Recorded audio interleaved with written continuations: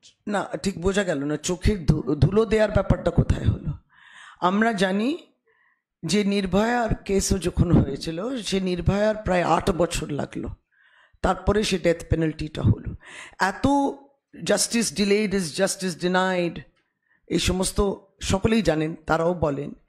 আমরা মনে করি যে ঠিক আছে, প্রত্যেকেরই একটা মতামত থাকতে পারে, কিন্তু অধিকাংশ মানুষও যারা প্রতিবাদীরা রয়েছেন, যারা প্রচেষ্টা করছেন, তারাও বলছেন যে একটা দৃষ্টান্ত শাস্তি হতে হবে। অনেকেই সমর্থন করেছেন, বহু সমর্থনও আমরা পেয়েছি এটার পক্ষে, এবং বিভিন্ন রাজ্য কিন্তু এই বিল দেখতে চাইছে যে এর মধ্যে কি কি আছে।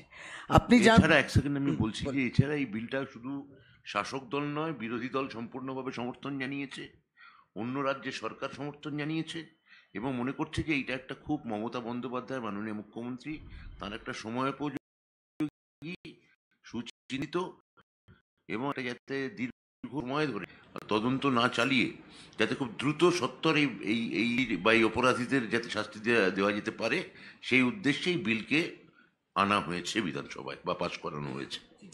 আসলে কোনো রকমে আইওয়াশ এই জন্যে নয়, কারণ প্রত্যেকেই আপনারা গোড়াতে ফিরে আসুন। এটা কিন্তু একটা সামাজিক ব্যাধি, অপরাধ, এবং প্রতিনিয়ত ভারতবর্ষে সেটা হচ্ছে। তাহলে বিচার হবে না?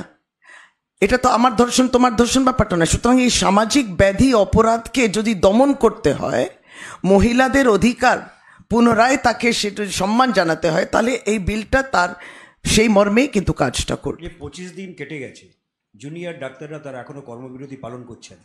এই ডাক্তার, সাধারণ মানুষ খুব অসুবিধার মধ্যে আছে, গরিব মানুষ বিশেষ করে। ডাক্তারদের কাছে কি আপনাদের কোনো বার্তা থাকবে? সুপ্রিম কোর্টের অর্ডারও উপেক্ষা করা হয়েছে, সুপ্রিম কোর্টও বলেছে ফিরে যেতে তাদের। বিরুদ্ধে ব্যবস্থা নেওয়া হবে না, কিন্তু আপনারা কাজে দেখুন, ডাক্তারদের এই আন্দোলনকে সহানুভূতির চোখে দেখতে পারে। আপনারা বলছেন তারা সুপ্রিম কোর্ট অমান্য করছেন, আপনারা বলছেন যে তারা যে গরিব মানুষের ফলে ক্ষতিগ্রস্ত হচ্ছে, আপনারা বলছেন এইগুলো।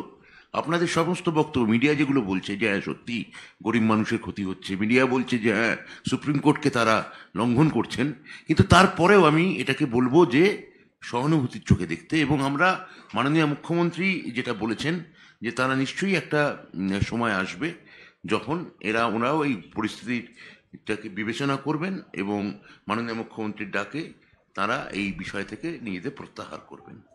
রাখবো প্রশ্ন। আরেকটা বিষয় একটু বলে নিই, বলছি আপনারা কি মনে করেন যে এই যে আন্দোলনটা হচ্ছে, সেই আন্দোলন কি কোথাও দিগ্ভ্রষ্ট হচ্ছে?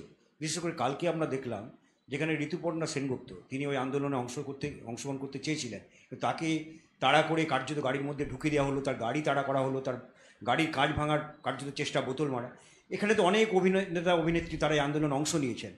সেখানে যখন প্রশ্ন উঠছে না, তখন আরেকজন অনেকটা আমাদের অভিনয় জগতে, যার অভিনয় দক্ষতা নিয়ে আমাদের কোনো প্রশ্ন নেই, তাকে এইভাবে তাড়া করা, এটা কোনো বিভাজিত হয়ে যাচ্ছে সমাজ।